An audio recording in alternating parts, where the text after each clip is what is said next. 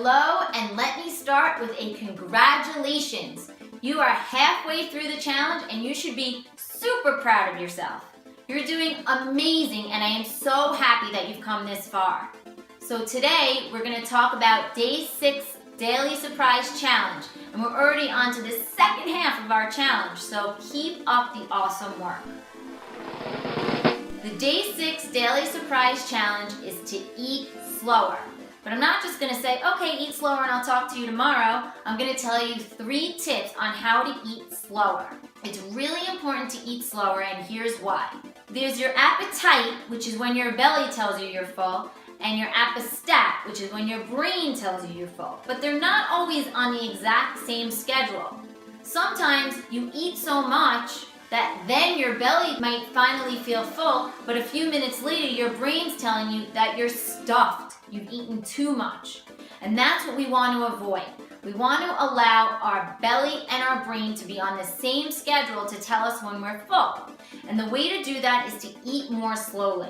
So here are your 3 tips to eat more slowly. Number 1, between every bite, you should take your utensil and put it down on the table. And by that I mean take a bite, put your utensil down, chew, swallow, and do not pick your utensil back up until you've completely swallowed that bite. The next tip is to count your chews. Count each chew so that you chew it 10 times before you swallow. Once you start doing this, you'll be surprised at how many fewer chews you did before you started this new habit. And the last tip is to eat on smaller plates. Eating on smaller plates means that you can fit less food on there.